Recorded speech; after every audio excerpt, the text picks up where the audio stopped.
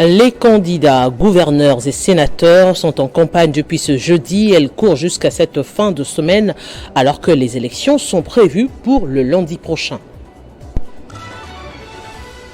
Et fin de la confusion au sein de l'Assemblée provinciale de l'Équateur, les élus ont regagné la province après que Kinshasa ait décidé de lever la mesure de suspension des plénières. Des nouvelles élections auront lieu pour mettre fin à ce bicéphalisme.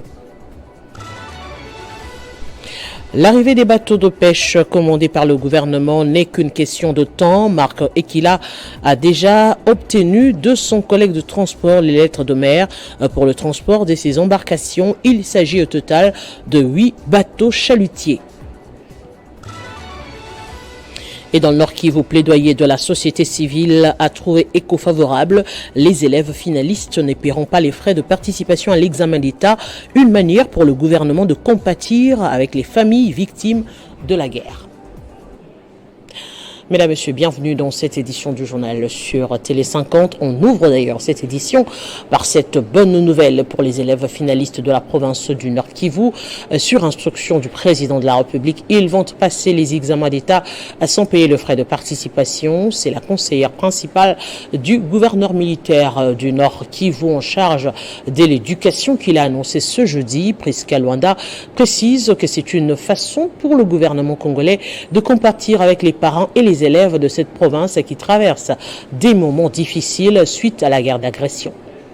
Alors, le plaidoyer a été fait par les gouverneurs des provinces auprès du président de la République, que nous remercions en passant, son Excellence Félix Antoine Tshisekedi Tshilombo, qui prend à cœur la question de l'éducation des enfants congolais, et particulièrement les enfants du Nord Kivu. Quand il a entendu les cris d'alarme du gouverneur des provinces, il a appelé ses collaborateurs à travailler urgemment sur ces dossiers. Message de soulagement de la part de l'autorité provinciale parce que non seulement, comme vous le savez, à l'école primaire, nous avons la gratuité, mais aussi au niveau de la 8e année, nous avons un examen qu'on appelle TENASOSP qui sera aussi pris en charge par le gouvernement central. Et l'examen hors session et la session ordinaire de l'examen d'État. Donc les enfants du Nord Kivu et les parents du Nord Kivu peuvent s'apaiser par rapport à cette question parce que les parents qui avaient déjà payé les frais de participation à l'examen d'État, il y a déjà une note que nos services doivent écrire pour qu'on puisse rembourser cet argent. Mais aussi, ceux qui continuent à faire payer, ils doivent arrêter parce que le gouvernement central a déjà pris en charge les frais liés au TENAFEP, au TENASOSP, à l'examen hors session et la session ordinaire de l'examen. Service national, après le processus de transformation suivi à Kanyama-Kasese, les anciens Kuluna devenus bâtisseurs travaillent maintenant sur la modernisation de la maternité de Kintambo. Le service national salue le dévolu jeté sur les ex-Kuluna de Kanyama-Kasese en présence du chef de l'État, Félix Tshisekedi, qui a lancé officiellement les débuts des travaux. Lancement officiel de travaux fait par le président de la République, Félix Tshisekedi, la modernisation de la maternité de Kintambo va porter l'empreinte des bâtisseurs.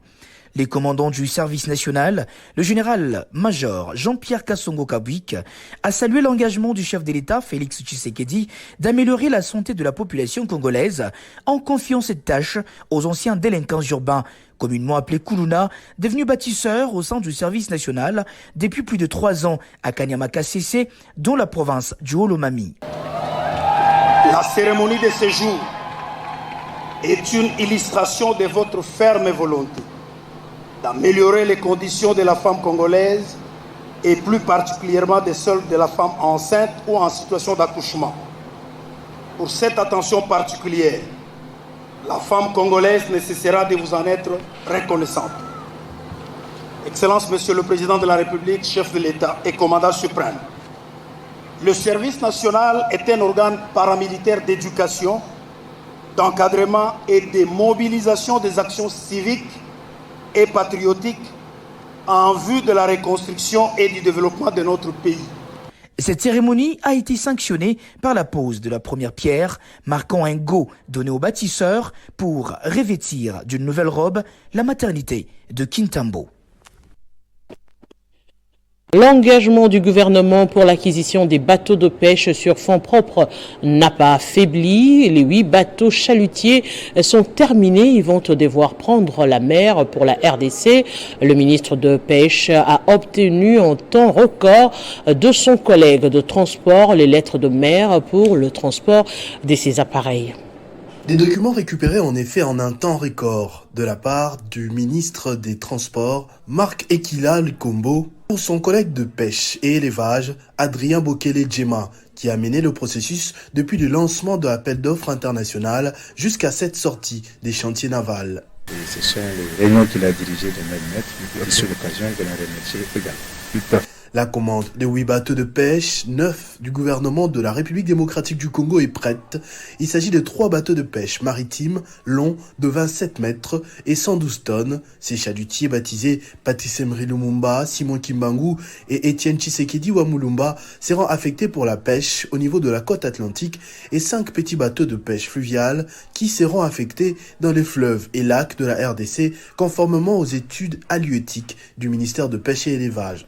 C'est la raison pour laquelle le ministère de la Pêche et de l'Élevage remercie ce soir le ministère des Transports qui a tout fait pour que ces 3 lettres de mer, parce qu'il s'agit de 3 bateaux de pêche de 27 mètres. Ces bateaux viennent de Damietta en Égypte et passeront par les côtes algériennes, marocaines, mauritaniennes avant le port de Boma au pays.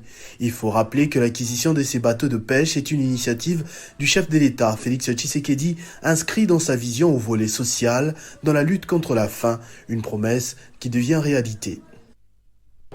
La problématique de la vétusté des ponts dans la province du Haut-Uélé tend à trouver une solution définitive. Depuis quelque temps, le gouvernement central et provincial travaillent de concert pour tenter de remplacer les ouvrages vétustes, notamment le pont Arebi, Kibali, Bomokandi ou encore Nzoro. Pour ce faire, ce sont des techniciens de l'Office de route, du Bureau technique de contrôle et de la Régie provinciale de travaux publics qui sont mis à contribution. C'est une mobilisation générale que le gouvernement national et provincial amorce dans le Haut-Uélé pour solder la problématique de la vétusté de ponts héritée de l'époque coloniale, cédant l'un après l'autre suite à la forte sollicitation du réseau routier de la province. Ici sur le pont Zoro, situé à une vingtaine de kilomètres de la cité minière de Durban, ce sont de techniciens de l'office de route, de la régie provinciale de travaux publics, ainsi que du bureau technique de contrôle qui ont été mis en contribution par le gouvernement Bassiane et Nonga pour réhabiliter cet ouvrage qui menaçait lui aussi de s'écrouler. Il y a eu beaucoup de pièces perdues. Nous sommes presque à la fin. Il reste que les membres des renforcements, puis des pâturages. À une vingtaine de kilomètres de là, toujours sur la route nationale numéro 26, sur le pont Kibali, où les équipes se mobilisent pour la reconstruction de l'ouvrage qui a cédé depuis quelques mois déjà. On a un projet de 304 ponts sur toutes les provinces de la République. C'est un projet qui consiste à remplacer tous les anciens ponts. Alors on y va par palier. Bon, la durée des travaux est de 3 mois pour chaque pont. Ici sur le pont Bomokandi, situé à plus de 200 km de la ville d'Iziro, la capitale provinciale, toujours sur la RN26, sur la même détermination. Puisque la population, des fois il y a d'autres qui ne savent pas comment s'y prendre. C'est l'autorité provinciale qui doit vraiment s'imposer par rapport au tonnage.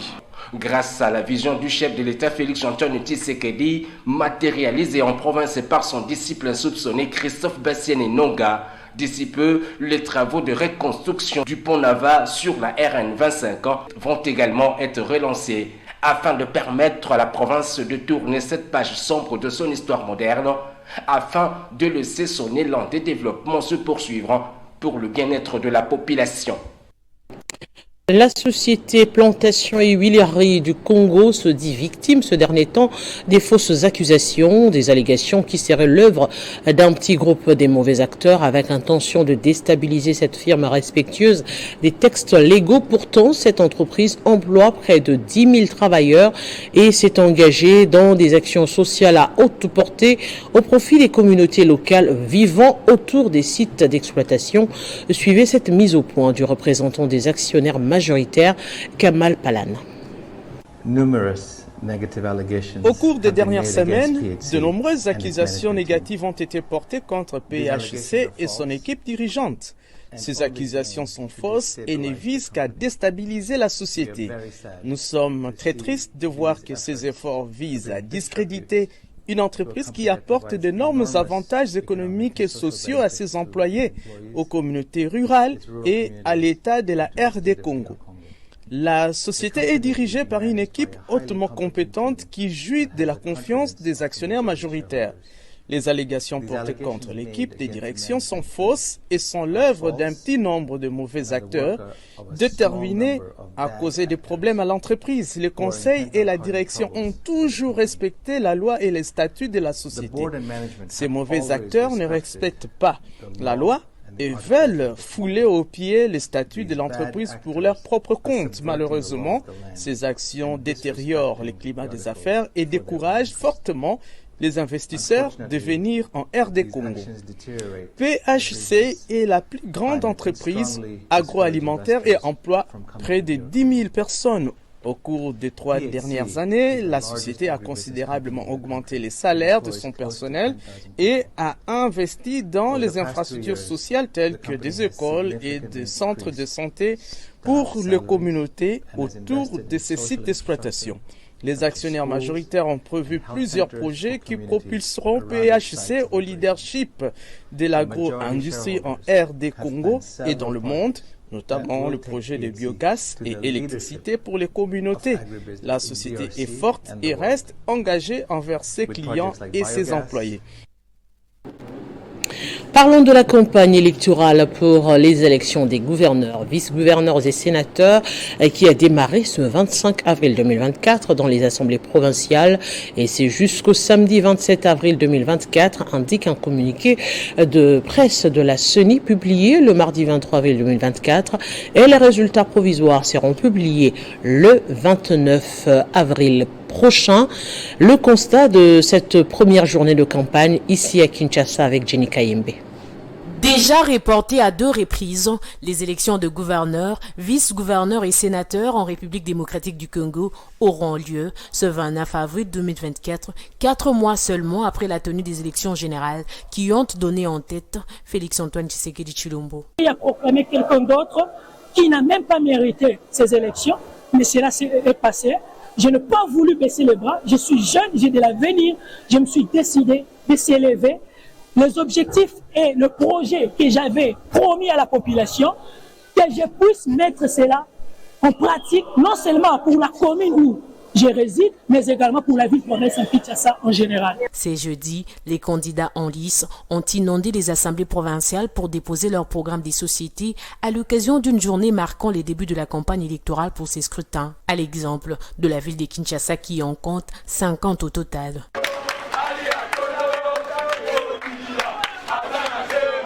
Sur les 26 provinces du pays, seules 21 sont concernées par ces scrutins pour plusieurs raisons, notamment celles liées à l'insécurité. Après la crise qui a eu lieu domicile au sein de l'Assemblée provinciale de l'Équateur, le calme est revenu. Les députés provinciaux convoqués à Kinshasa ont regagné la province en vue de l'organisation prochaine de l'élection des gouverneurs et des sénateurs. Ils ont pris l'engagement d'arrondir les angles. Ils ont regagné la ville de Mbandaka après un séjour dans la capitale congolaise. Il s'agit des députés provinciaux de l'Équateur invités par les autorités nationales à Kinshasa pour résoudre la question de la crise qui a élu domicile dans cet organe délibérant de la province de l'Équateur.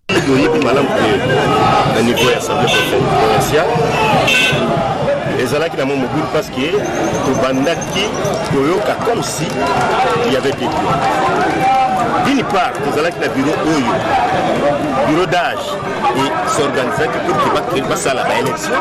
Accompagné par le président du bureau, Alexis Sangola, leur retour vient taire toutes les rumeurs et redonner espoir sur la tenue des élections des gouverneurs et sénateurs dans un avenir proche. Pour éviter cette crise, VP m'intéresse de l'attribution nationale. Tous les députés. Dans le comité de débat après les nationaux, après la décision, de l'autre Nous sommes en découverte dynamique. C'est le côté. De ça, il y a VP Ils sont membre du bureau définitif. Le bureau d'âge. Organisé qui l'élection. Pour la petite histoire, l'Assemblée a vu ses plénières interrompues sur ordre du ministère national de l'Intérieur après ce bicéphalisme créé par les élus avec 2 bureaux d'âge et 2 bureaux définitifs fonctionnant parallèlement. Il revient ainsi à la centrale électorale de pouvoir accorder un programme spécial pour la tenue des élections des sénateurs et des gouverneurs dans cette province.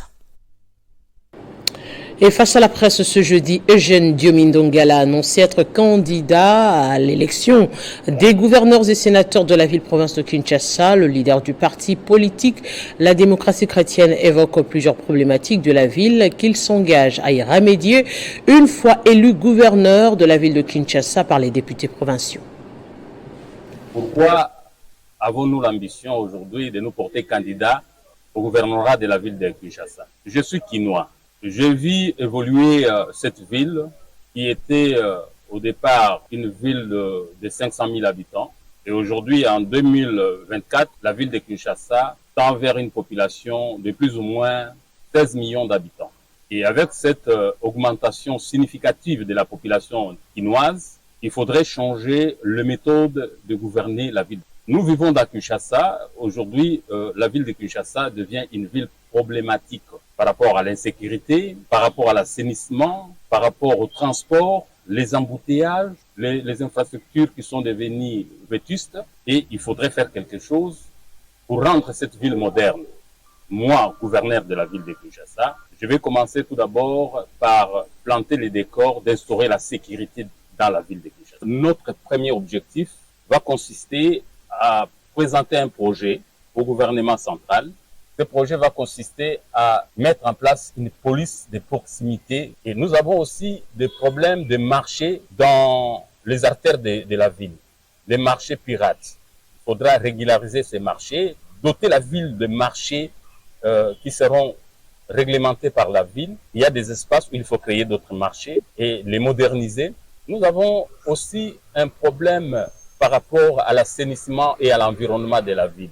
Ce boulevard devrait être entretenus par des camions qui sont habilités à balayer les routes dans toutes les villes modernes. C'est ce qui s'est fait. Nous avons un vice-gouverneur qui s'appelle Maman Kolobise. Notre ticket, c'est un ticket pragmatique. Nous avons une certaine expérience dans la gouvernance de la chose publique et nous allons la mettre en exergue pour développer, moderniser cette ville.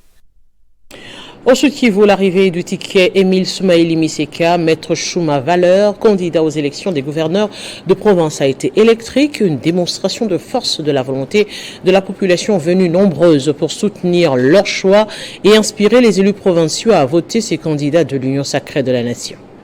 Au sortir du canot au port Iusi à Bukavu, le ticket gagnant de l'Union sacrée de la nation au gouvernorat du Sud-Kivu, Émile Soumaïli et maître Chouma Valeur, ainsi que les candidats sénateurs Estache Mwandi Moubembe, la population est venue de tous les coins de la province pour les accueillir. Un seul message du candidat Émile Soumaïli à tous les Kivusiens: l'unité, la paix, la cohabitation pacifique de toute la population du Sud-Kivu. Le candidat de la rupture avec les passés, Émile Soumaïli Miseka, n'a pas raté l'occasion pour féliciter le chef de l'État Félix-Antoine Tshisekedi pour sa plus grande vision de voir les jeunes aux affaires, et il a remercié Vital Kamerhe, son président national, en les désignant candidat gouverneur du Sud-Kivu pour le compte de l'UNC. Une marche en compagnie de cette foule jusqu'à la place Moulamba où il a tenu un meeting populaire avec un message fort lancé aux élus provinciaux. Et nous sommes certains qu'avec la volonté de la population, de faire le sondage, il fallait comprendre que la majorité de notre population est derrière nous. Et donc la vie de tout, les sages disent plutôt que la voix du maître, c'est la voix du Dieu. Donc si on n'a pas encore bien sûr commencé la campagne, mais si nos députés provinciaux peuvent sensibiliser les aspirations de notre population, j'espère qu'ils n'auront pas de choix que de voter pour nous. Il s'y est de noter que la plupart des partis politiques de l'Union sacrée de la nation, regroupements et mouvements associatifs, ainsi que les forces vives du Sud Kivu, ont répondu massivement présents à cet exercice patriotique. Gérard Mulumba Kongolo Kongolo dit Gekoko est candidat sénateur pour le compte de la ville de Kinshasa au numéro 170. C'est pour contribuer efficacement à la matérialisation de la vision du chef de l'État et mieux servir le peuple congolais que ce disciple de Tien Tshisekedi a décidé de rejoindre la Chambre des sages. Ses actions parlent souvent de lui et témoignent de son attachement à la cause du peuple et à la vision du chef de l'État. Gérard Mulumba Kongolo à Kongolo, l'un des fils idéologiques d'Etienne Tshisekedi wa Mulumba et haut cadre de l'UDPS, a fait ses preuves partout où il est passé. Élu provincial en 2007, député national en 2011, puis député provincial en 2018 et actuellement député provincial dans la ville de Kinshasa. Celui que beaucoup qualifient d'homme de terrain ne s'est jamais lassé de tout mettre en œuvre pour mieux défendre l'intérêt du peuple congolais. Outre ses multiples actions sociales accomplies à titre privé en faveur de la population, preuve de son dévouement pour le bien-être du peuple, Gérard Mulumba a aussi laissé des traces indélébiles à l'hôtel des villes en tant que vice-gouverneur puis gouverneur intérimaire. Faisant l'intérim de son titulaire, Gérard Mulumba, dit Gekoko, a pu en un temps record transformer les ronds-points des Huileries qui désormais fait peau neuve à la grande satisfaction des Kinois. Il y a comment la volonté je comprends Zanango. Autrement, bateau, l'équipe liboso na ye, basali ba 4 ans, 3 ans, voire même 5 ans, basali le gomogote. Et n'attend moké à poser ba acte moko à changement. Même réalisation au rond-point Gambela, autrefois abandonné, mais aujourd'hui transformé grâce à l'homme du peuple Gekoko Mulumba. Pour une contribution efficace à la matérialisation de la vision du chef de l'État, Gérard Mulumba Kongolo à Kongolo est candidat sénateur pour la ville de Kinshasa au numéro 170. D'une probité morale incontestable, avec casier judiciaire vierge, Gekoko Mulumba veut apporter son élan de développement à la Chambre des sages derrière les chefs de l'État. Agissons autrement et votons 170, tel est son slogan de campagne. Après avoir passé 35 ans comme agent à la SNEL, la candidate sénatrice pour la ville de Kinshasa, Charlotte Kisseme Mutwale veut mettre à contribution son expérience et expertise pour que la RDC soit réellement développée avec une électricité en permanence. Sans électricité, une nation ne peut se développer. Et la preuve, notre pays, la République démocratique du Congo, qui connaît un ralentissement car le secteur d'électricité piétine. Pour cela, il faut des lois qui s'imposent, estime la candidate sénatrice Charlotte Kisseme Mutwale, ingénieure. J'ai parlé de l'axe qui soulage la misère de la population, qui change un peu le mode de vie de la population. Changer comment? C'est quand je serai au Sénat que je proposerai des textes juridiques qui seront adaptés à l'environnement actuel. Et cela permettra que nous puissions avoir les possibilités de produire de l'énergie partout sur toute l'étendue du territoire national. Pour renforcer les capacités des contrôles de la Chambre haute du Parlement sur les actions du gouvernement, la candidate numéro 80 compte mettre ses 35 ans d'expérience à la SNEL à contribution. Quand j'amène une solution qui touche à la population, quel est ce politique-là qui va refuser? Parce que je vous dis qu'on ne peut pas continuer à parler si nous sommes incapables de développer le secteur qui va booster le développement de tous les pays, qui va booster le développement de tous les secteurs du pays. Qui va refuser? Et à coup sûr, vous avez le résultat. Et donc, les élus provinciaux de Kinshasa sont appelés à faire un choix judicieux pour une électricité en permanence et le stimulus de l'industrialisation des PME et de l'agro-pastoral. Élection de Vital Kamere aux primaires de l'Assemblée nationale pour le député national Jean-Marie Akandabo. Les primaires au sein de l'Union sacrée est une preuve que l'UDPS est un parti démocratique. Ce dernier salue le leadership du chef de l'État pour cet exercice démocratique. Pour le député national Jean-Marie Akandabo, élu de Mambasa dans l'Ituri, l'élection de Vital Kamere comme candidat commun de la majorité parlementaire au poste du président de l'Assemblée nationale à l'issue des primaires organisées par l'Union sacrée de la nation est un fruit du leadership éclairé et démocratique du président Félix Tshisekedi. À en croire Jean-Marie Akandabo, la tenue d'une primaire au sein de l'Union sacrée de la nation est une leçon de la démocratie que son parti UDPS vient de donner à la nation. Et qu'aujourd'hui, vous avez vu comment tous les honorables, nos collègues, se sont exprimés au niveau de ces élections de primaire, au sein, bien entendu, de la famille Union sacrée. Donc, c'est un grand jour pour la démocratie en République démocratique du Congo, mais c'est également un grand jour pour la démocratie au sein de l'Union sacrée, puisque c'est une question qui a été résolue d'une manière démocratique. Il a en outre demandé au futur président de l'Assemblée nationale de continuer avec sa politique de pacificateur. Ce sont des voix, ce sont des honorables députés qui ont accepté de les voter. Donc il doit tenir compte de toutes ces subtilités politiques. C'est important. Donc ici, ce n'est pas un cas qui a gagné, c'est l'Union sacrée qui a gagné. Par ailleurs, ce cadre de la famille politique du chef de l'État a appelé les militants de l'Union pour la nation congolaise à éviter le triomphalisme car, dit-il, ces résultats est le fruit de plusieurs partis politiques de l'Union sacrée de la nation. Après 18 ans d'absence dans la terre des saisons 7, le professeur Luanga Mukela Faustin, ambassadeur itinérant du chef de l'État Félix Tshisekedi en charge de suivi des organisations internationales, est arrivé à Kindu mercredi pour la campagne à l'élection sénatoriale à laquelle il est candidat dans la circonscription électorale de Kindu. Faustin Luanga Mukela, candidat sénateur de la province du Maniema, séjourne depuis l'avant-midi des mercredi 24 avril à Kindu, chef-lieu de la province du Maniema. Atterri à 14h15 pour commencer par la campagne électorale qui débute ce jeudi 25 avril 2024. Ce natif du territoire des Kailo a été accueilli avec enthousiasme.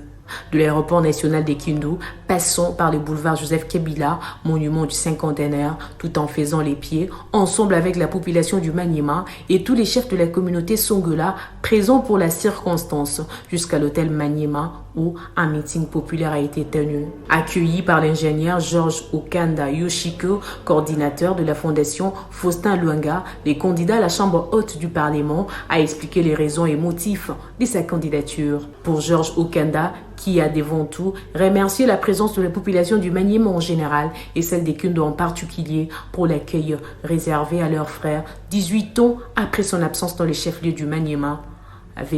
Ce dernier motive la candidature du professeur Faustin Luanga Mukela par son expérience dans le domaine d'organisme et son souci à servir la province.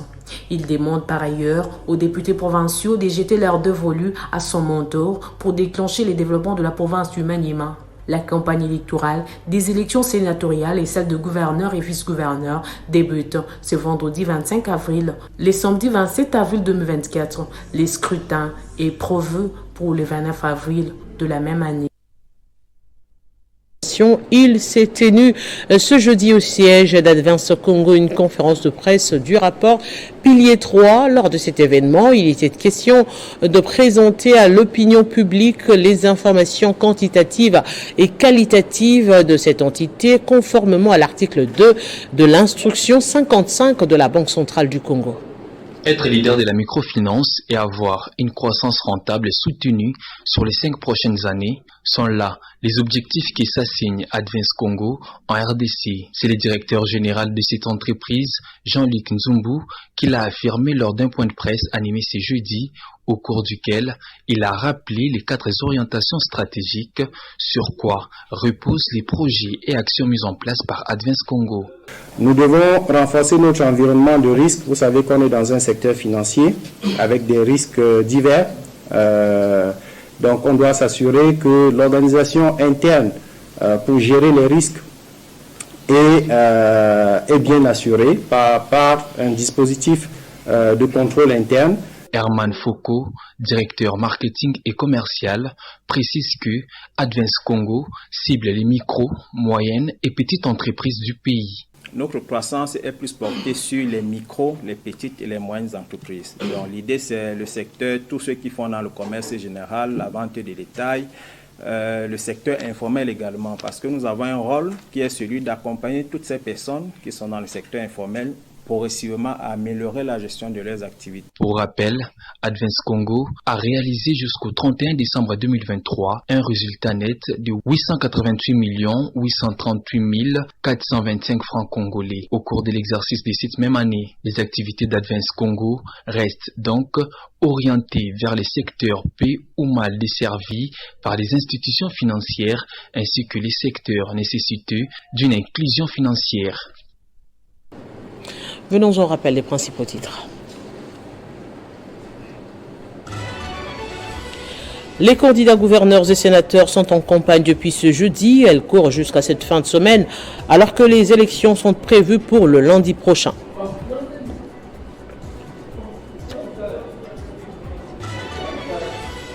Et fin de la confusion au sein de l'Assemblée provinciale de l'Équateur, les élus ont regagné la province après que Kinshasa ait décidé de lever la mesure suspendant les plénières. Des nouvelles élections auront lieu pour mettre fin à ce bicéphalisme. L'arrivée des bateaux de pêche commandés par le gouvernement n'est qu'une question de temps. Marc Ekila a déjà obtenu de son collègue de transport les lettres de mer pour le transport de ces embarcations. Il s'agit au total de 8 bateaux chalutiers. Et dans le Nord Kivu, le plaidoyer de la société civile a trouvé écho favorable. Les élèves finalistes n'épieront pas les frais de participation à l'examen d'État, une manière pour le gouvernement de compatir avec les familles victimes de la guerre d'agression.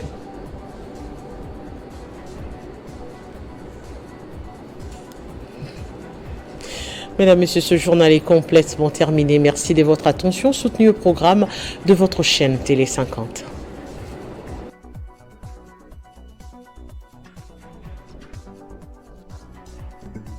Retrouvez toute l'actualité en continu sur www.tele50.cd.